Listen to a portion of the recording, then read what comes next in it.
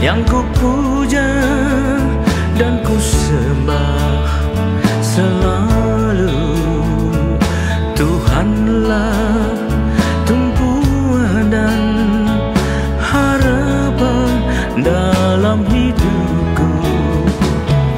Bila ku dalam susah dan cobaan menghantui, hanya Tuhan lah yang ku seru selalu. Oh Tuhan, Kau dengar setiap seruanku. Kau tak pernah terlambat untuk menjawab doaku. Tangan-Mu selalu menolong pada waktunya. Yesus Tuhan, awalku yang hidup.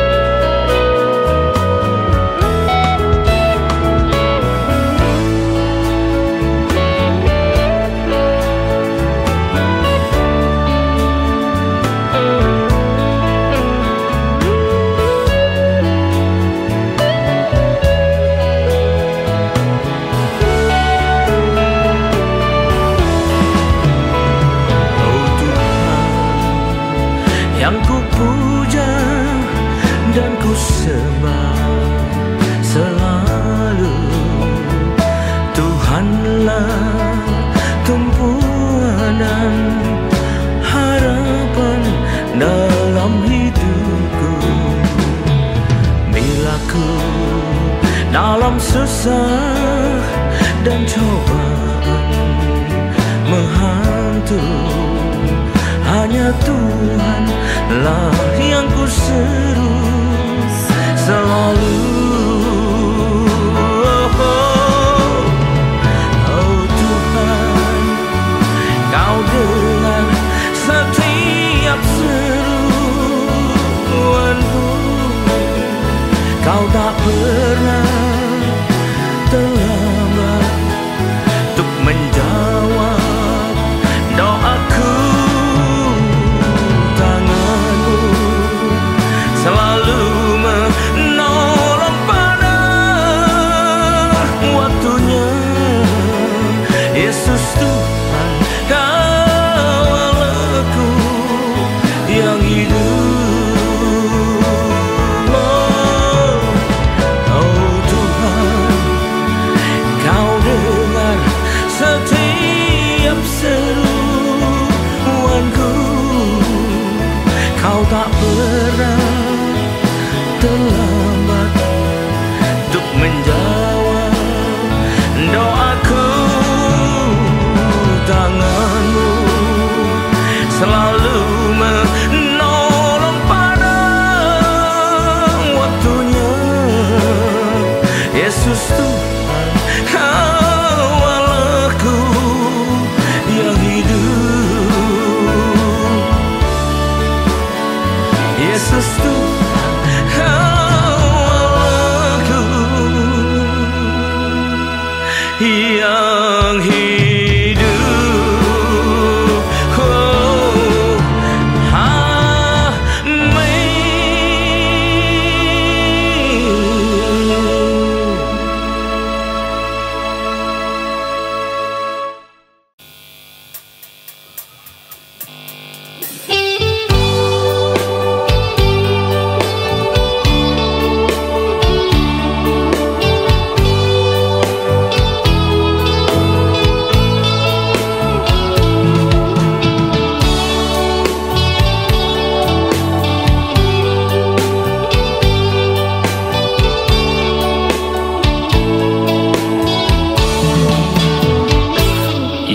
Yesuslah penyelamat hidupku, lepaskanku dari belenggu dosa. Dia pimpin jalan hidupku jadi baru, dan tanggalkan hidup yang penuh noda. Yesuslah penyelamat hidupku, lepaskanku dari belenggu dosa. Dia pimpin jalan hidupku jadi baru, dan tanggalkan hidup yang penuh noda. Engkaulah jalan kebenaran dan hidup, untuk dapat sampai kepada Bapa. Ku sembah dan ku muliakan namamu, Yesuslah Tuhan dan Rajaku.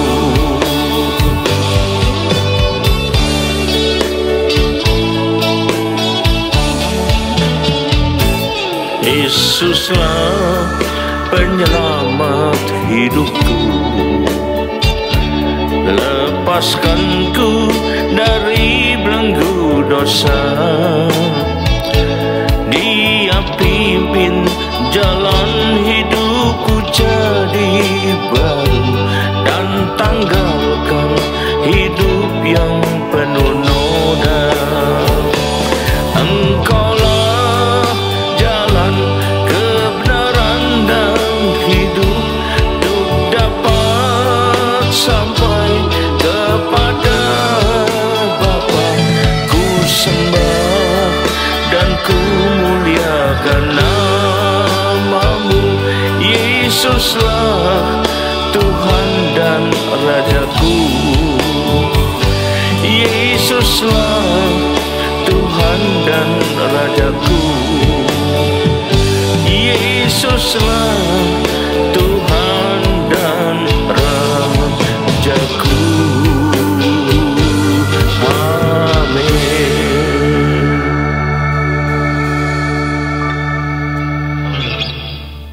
Shalom. Kita berjumpa kembali saudara kasih Tuhan. Biar kita persiapan diri kita untuk masuk dan terima firman Tuhan. Mari kita berdoa. Terima kasih Tuhan, kami umat-Mu siap menyambut firman-Mu. Urapilah kami semua, urapilah juga hamba-Mu yang menyampaikan firman ini, agar firman ini tidak kembali dengan sia-sia, tapi boleh tumbuh dalam hidup kami, menghasilkan buah yang baik dan berlipat ganda, yaitu sampai 30 kali, 60 kali, bahkan 100 kali ganda. Dan ya Tuhan, berikanlah pada kami urapan roh hikmat dan wahyu daripadamu, agar kami boleh mengerti dan menangkap isi firman-Mu dengan baik dan benar. Terima kasih Tuhan, kami siap sambut firman-Mu ini hanya dalam satu nama yang berkuasa, yaitu nama-Mu Tuhan Yesus Kristus. Haleluya, amin. Nah, saya salam saudara kasih Tuhan. Mari kita persiapan diri kita untuk menerima dan menyambut firman Tuhan. Tema dari firman Tuhan pada hari ini saya pilihkan yang bertemakan jadilah pembela dan pelindung yang setia. Jangan salah tangkap ya, jadilah pembela pelindung yang setia. Artinya bukan kita itu pelindung pembela sejati, bukan. Tapi kita diserahi kepercayaan oleh Tuhan untuk melanjutkan pekerjaannya sebagai pembela dan pelindung untuk hal tertentu. Memang pembela pelindungnya sejati siapa? Hanya Tuhan, dan ada yang lain. Tapi Tuhan juga melimpahkan tanggung jawab itu kepada kita. Seperti Tuhan Injil di dunia, tapi Tuhan juga tinggalkan amanat agung untuk kita melanjutkan pekerjaannya, ya, pekerjaan demi kemuliaan Tuhan. Nah, di sinilah kita jadi pembela dan pelindung, tapi harus setia. Kenapa? Karena kerjaan ini tidak gampang. Nah, kalau tidak gampang kita mau tetap bertahan, itu namanya setia kita ya, dan juga taat ya. Nah, sekarang kita lihat apa saja harus kita bela dan lindungi. Pertama, kita tahu bahwa kita tetap hidup dalam peperangan. Kita selama kita masih hidup di dunia ini, maka dunia yang dikuasai jahat ini akan menimbulkan hal-hal untuk menyerang kehidupan kita, terutama supaya kita mundur dari Tuhan. Itu adalah tujuan utama si jahat. Nah, karena itu yang pertama kali siapa harus kita bela dan lindungi? Ada diri kita sendiri. harus kita lindungi dari serangan si jahat yang ingin membuat kita jauh dari Tuhan, ingin buat kita jatuh dalam dosa. Makanya firman Tuhan mengatakan di 1 Petrus 5 ayat 8, sadarlah dan berjaga-jagalah, jangan lengah, jangan terlena. 1 Petrus 5 ayat ke-8. Sadarlah dan berjaga-jagalah, lawanmu, musuhmu, si iblis berjalan keliling sama seperti singa yang mengaum-ngaum dan mencari orang yang dapat ditelannya. Kalau pakai istilah dapat ditelannya, berarti orang itu lengah, terlena, sehingga nggak tahu, nggak sadar, tiba-tiba sudah ditelan oleh singa. Nah, ini kita perlu tahu. Diri kita juga sasaran. Karena itu perlu membela dan melindungi diri kita. Dengan apa? Meneguhkan iman kita, belajar firman Tuhan dengan baik, dan selalu sadar dan berjaga-jaga, menjaga kehidupan kita, ya.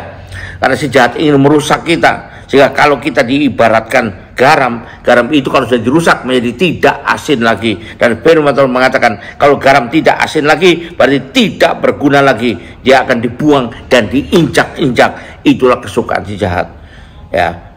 Bagaimana kemudian bisa jadi murid Yesus, ya, kalau sudah kita dibuang, diinjak-injak begitu, tidak berguna lagi? Makanya tidak bisa dong. Karena itu kita perlu untuk selalu waspada, berjaga-jaga untuk membela dan melindungi diri kita sendiri dari serangan si jahat. Yang pertama. Yang kedua, setelah kita bisa melindungi bela diri kita sendiri, baru kita bisa melindungi yang lain juga. Omong kosong aja melindungi bela yang lain, tapi bela dirinya sendiri tidak bisa kok, ya. Yang kedua ada melindungi orang-orang lain. Jadi jangan cuma diri sendiri saja, juga orang lain, baik itu orang dekat ataupun sesama manusia. Lindungi dari apa? Terutama dari pengaruh dunia ini yang ingin membuat, yang menghasut manusia makin lama makin jauh dari Tuhan. Mari kita baca Mazmur 28 ayat 19-20. Gimana melindungi orang, bela orang supaya dia kembali kepada Tuhan, percaya kepada Tuhan, dan mendapat keselamatan. Dan itulah tujuan Tuhan meninggalkan amanat agung. Jadi kalau kita mau melindungi manusia, laksanakan amanat agung, ya. Itu salah satu bagaimana kita melindungi manusia atau orang yang lain, dengan jalan mengatakan di Matius 28 ayat 19-20. Sekarang itu pergilah, jadikanlah segala bangsa muridku dan berbaptislah mereka dalam nama Bapa dan Anak dan Roh Kudus. Berarti dia percaya pada Tuhan, dia beroleh keselamatan, dia terlindungi. Dan ajarlah mereka melakukan segala sesuatu yang telah kuperintahkan padamu, supaya hidupnya berkenan pada Tuhan. Dan ketahuilah, aku menyertai kamu senantiasa sampai kepada akhir zaman. Jadi bukan cuma kita yang melindungi orang, tapi Tuhan juga melindungi kita. Karena dia pembela yang sejati, melindungi yang sejati buat kita. Itu yang pertama. Kita lihat lagi 2 Timotius 3 ayat 1-9. Dengan menasehati mereka, mendidik mereka, mengajar mereka. Kita lihat 2 Timotius 3 ayat 1-5, ya. 2 Timotius 3 ayat 1-5. Nah, ini diajarkan bagaimana keadaan manusia pada akhir zaman, menyadarkan mereka, mengingatkan mereka, ini loh, ini kita sudah mau masuk ke akhir zaman nih, perlu berhati-hati. Ketahuilah pada hari-hari terakhir akan datang masa yang sukar, kalepos, ya. Manusia akan mencintai diri sendiri. Kita ajarkan ini supaya dia jangan terjebak dan lupa, tidak tahu, oh kalau saya mulai mencintai diri sendiri, hati-hati, cepat kembali, gitu maksudnya. Dan menjadi hamba uang, kalau mulai mencintai uang, cepat-cepat kembali, gitu loh. Karena diajarkan, itu melindungi juga. Mereka akan membual dan menyombongkan diri, mereka menjadi fitnah, mereka akan berontak kepada orang tua, dan tidak tahu berterima kasih, tidak pedulikan agama, tidak tahu mengasihi, tidak mau berdamai, suka menjelekkan orang, tidak dapat memegang diri, garang, tidak suka yang baik, suka mengkhianat, tidak berpikir panjang, berkata tahu, lebih menuruti hawa nafsu daripada menuruti Allah. Sehingga mereka tahu, oh jadi ajar, kalau saya begini saya jadi manusia akhir zaman dong ini, yang katanya kalepos itu, ini berbahaya. Nah, sadarlah mereka, ngajari, mendidik mereka, beritahuan mereka hati-hati. Nah, itu termasuk melindungi juga, ya. Melindungi bukan cara fisik, itu bukan, tapi di sini dengan pengertian, ya, dengan mengingatkan, sekali lagi, mengajari, menasehati, mendidik mereka, menyadarkan mereka, membuktikan pada mereka. Nah, dengan susah payah juga, karena orang belum tentu mau ngikuti, ya. Nah, ini namanya ada melindungi dan membela orang lain juga.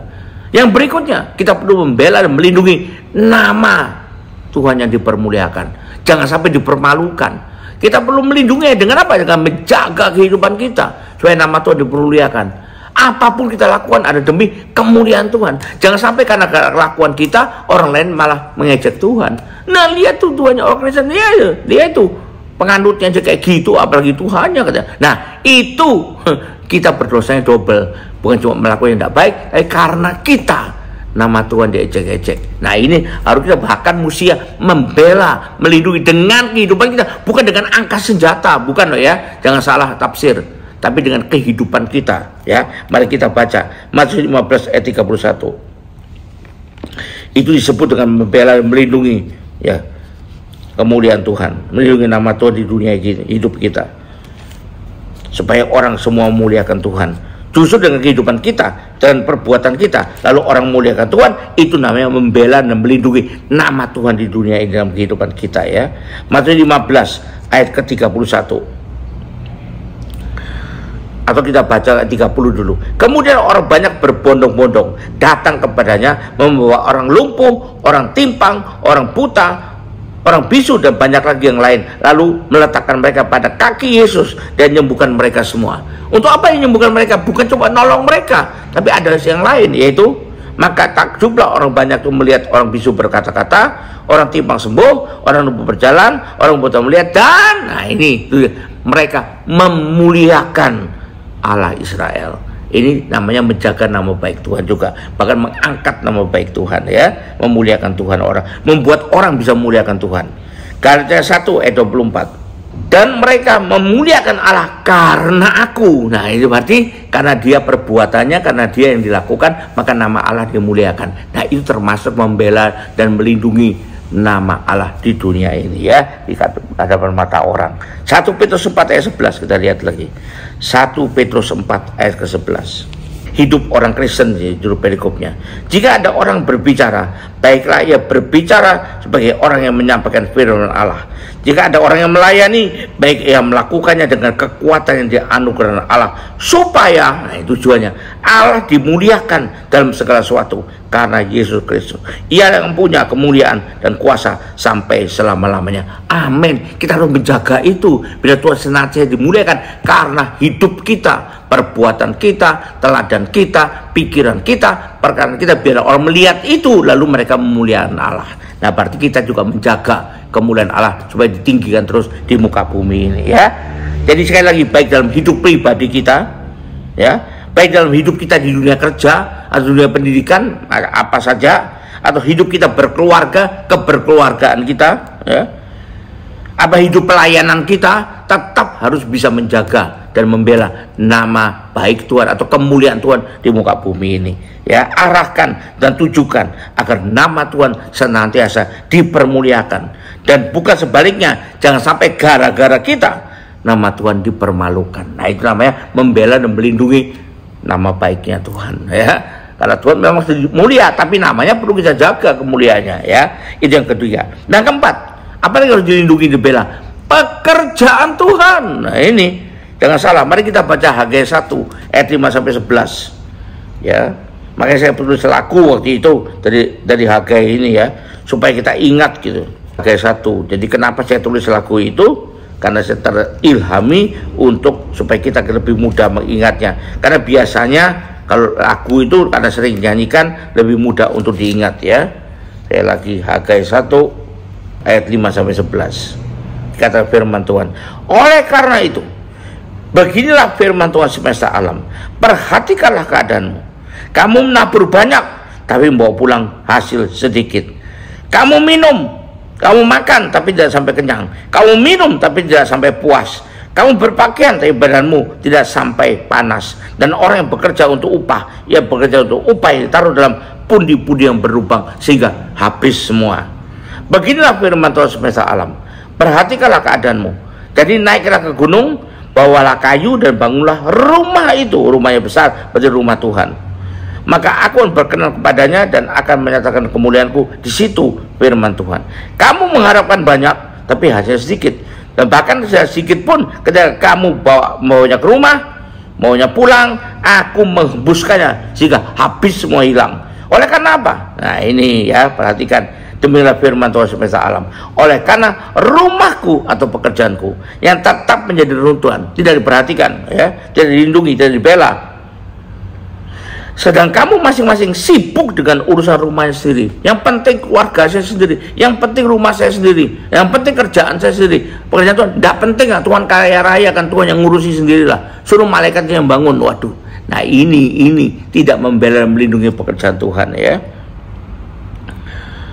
Itulah sebabnya langit menahan embunnya dan bumi menahan hasilnya, dan aku manggil kekeringan datang ke atas negeri, ke atas gunung-gunung, dan ke atas gandum, ke atas anggur, ke atas minyak, ke atas segala yang dihasilkan tanah, ke atas manusia dan hewan, dan ke atas segala hasil usaha, sehingga habis semua. Nah itu karena tidak memperhatikan, tidak membela, tidak melindungi pekerjaan Tuhan. Kita harus punya niatan, terbeban untuk pekerjaan Tuhan. Jangan diserahkan pada ya gembalanya saja lah. Urusan gembalanya, saya kan coba datang duduk minggu, bersila gini, ya nikmati, lalu pulang, tidak ada urusan lagi. Itu keliru besar. Kewajiban kita untuk membela dan melindungi pekerjaan Tuhan. Itu datangkan pahala buat kita. Bukan diperas oleh gerejanya, bukan, jangan salah itu. Tapi Tuhan ingin kita punya hati untuk pekerjaan Tuhan juga, ya. Dan itu adalah kewajiban kita sebenarnya. Nah kalau itu kita lakukan, maka kita bisa menyenangkan hati Tuhan.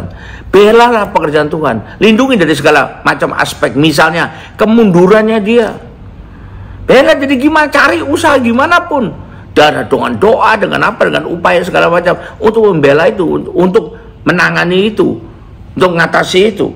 Bela dari kehancuran misalnya karena pertengkaran, perpecahan dan sebagainya. Bela dari kekacauan, nah itulah ya. Karena orang banyak yang tidak puas dan sebagainya. Coba cari, bukan campur tangan apa, tapi urun, kalau orang bilang, orang Jawa, urun rembuk gitu ya. Bela dari kemurtatan, dinasehati orang yang mau murtad itu. Kita kan tahu, mungkin lebih tahu dari gembala kita, karena kita bergaul dengan jemaat sehari-hari. Kalau ada orang-orang yang mau murtad, mari kita sadarkan mereka. Itu namanya bela pekerjaan Tuhan juga, dan bela melindungi mereka juga gitu ya. Kemudian dari melindungi dari apa? Kesesatan. Kalau ada ajaran sesat, jangan dibawain ke gereja. Kamu tahu nggak, begini loh, katanya si ini dukun ini bilang gini loh. Jangan. Bela dari kesesatan itu. Boleh kalau bilang oh ada gini, tapi jangan percaya ya, hati-hati loh, ini mistik, bukan firman gitu loh mestinya.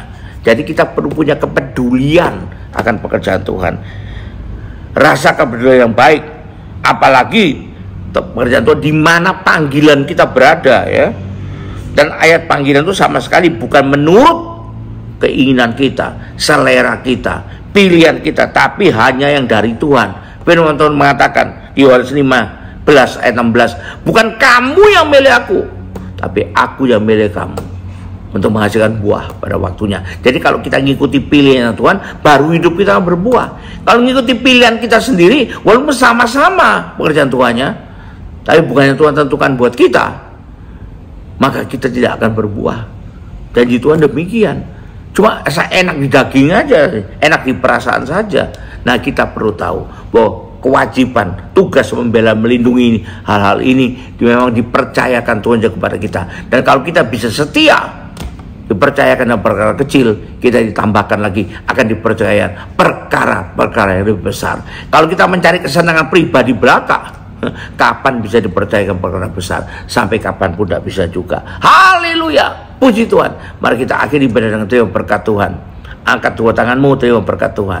Kembalilah ke aktivitas masing-masing dengan berkat yang terbaik dari Bapa di sorga, dengan kasih karunia dan damai sejahtera dari Yesus Kristus Tuhan kita, juga dengan persekutuan, pertolongan, penghiburan, kekuatan, dan terutama pengurapan yang penuh dengan Roh Kudus yang berikan pada kita kemauan dan kemampuan untuk mengikuti maunya Tuhan dan mengikuti semua, menjalankan semua tugas yang Tuhan percaya pada kita dengan sebaik-baiknya. Dan itulah kiranya menyertai kita mulai saat ini sampai sepanjang tahun ini, sampai Maranatha, bahkan sampai selama-lamanya. Yang percaya dan terima berkat Tuhan ini sama-sama katakan amin. Haleluya, puji Tuhan. Tuhan berkati. Sampai jumpa.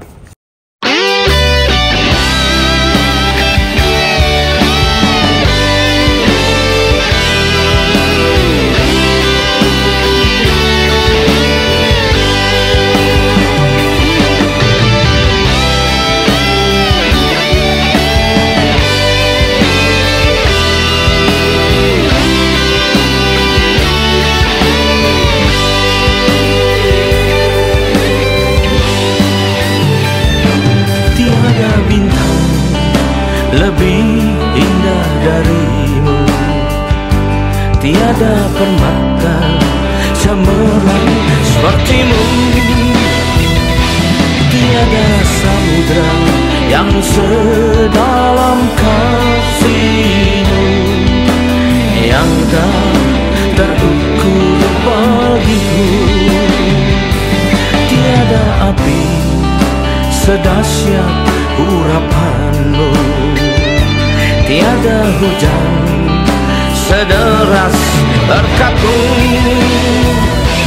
Tiada kuasa seperti kuasamu Tuhanku, dalam sepanjang hidupku. Bila cobaan datang menimpa, bila musuh menghadang diriku, Kau yang bela dan beri kemenangan bagiku. Kau Yesus, Tuhanku yang setia. Di saat gelombang datang menggelora, saat badai mengamuk dan menerpa, Kau kan berdiri dan berfirman, teduhlah. Kau Yesus, Tuhanku yang setia.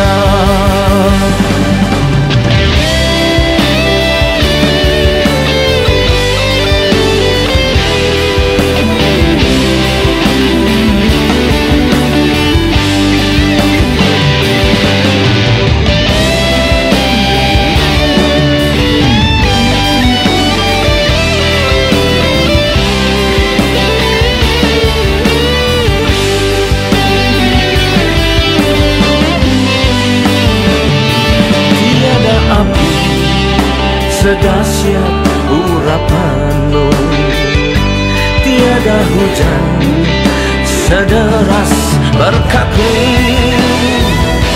Tiada kuasa seperti kuasamu Tuhanku, dalam sepanjang hidupku. Bila cobaan datang menimpa, bila musuh menghadang diriku, Kau yang bela dan beri kemenangan bagiku. Kau Yesus, Tuhanku yang setia. Di saat gelombang datang menggelora, saat badai mengamuk dan menerpa, Kau kan berdiri dan berfirman, teduhlah. Kau Yesus, Tuhanku yang setia.